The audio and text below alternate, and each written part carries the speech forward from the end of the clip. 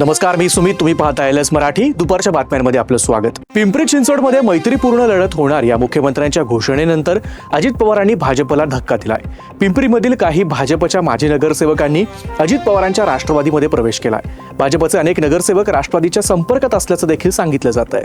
ठाकरे बंधू एकत्र येतील हे चांगलं समीकरण आहे, पण ते का एकत्र येतात हे सर्वांना चांगलंच माहिती आहे. जनाधार संपतो तेव्हा अशी समीकरणं तयार होतात असा टोला बावनकुळेंनी लगावलाय. ठाकरेंकडे इतकी वर्ष मुंबईचा महापौर होता तेव्हा त्यांनी काय केलं?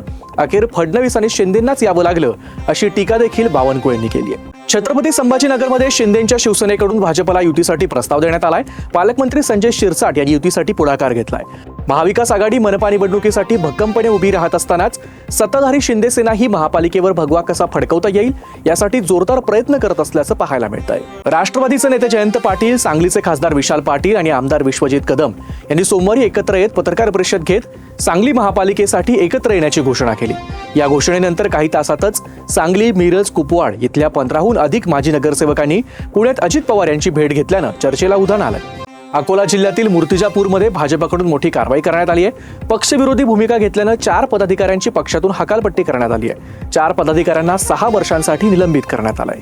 रायगडच्या महाडमधील पडवी गावात भाजपने लावलेल्या बॅनरची तोडफोड करण्यात आली. अज्ञात व्यक्तीनं हा बॅनर फोडल्याचं निदर्शनास आलंय.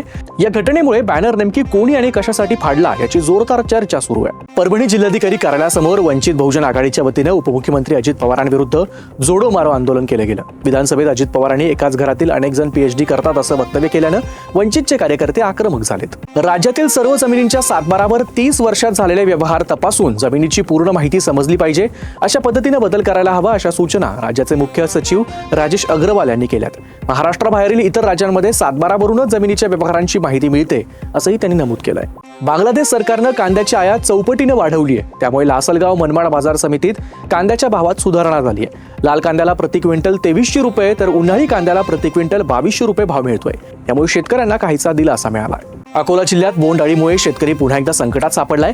कपाशीवर अचानक बोंडअळीचा प्रादुर्भाव वाढल्यानं शेतकऱ्यांची चिंता वाढली आहे. कपाशीचं मोठं नुकसान होण्याची भीती शेतकऱ्यांकडून व्यक्त होते आहे. रत्नागिरीच्या दापोली तालुक्यातील मुरुड समुद्र किनाऱ्यावर पर्यटकांची गर्दी पाहायला मिळते. काही पर्यटकांकडून स्टंटबाजी केली जात असल्यानं नागरिकांच्या सुरक्षिततेचा प्रश्न निर्माण झालाय. स्टंटबाजांवर तातडीनं कारवाई करण्याची मागणी केली जाते. बुलढाण्याच्या रायपूर ग्रामपंचायतचे ग्रामसेवक गेल्या महिनाभरापासून गैरहजर राहिल्यामुळे कामकाज ठप्प झालंय. त्यामुळे ग्रामपंचायत कार्यालयासमोर ग्रामस्थांनी आंदोलन केलं. या संदर्भात वरिष्ठांकडे वारंवार तक्रार करून देखील ग्रामसेवक रुजू होत नसल्यानं तात्काळ दुसऱ्या ग्रामसेवकाची नेमणूक करण्यात यावी अशी मागणी ग्रामस्थांनी केली आहे. या होत्या आताच्या महत्त्वाच्या बातम्या. बघत रहा एलएस मराठी.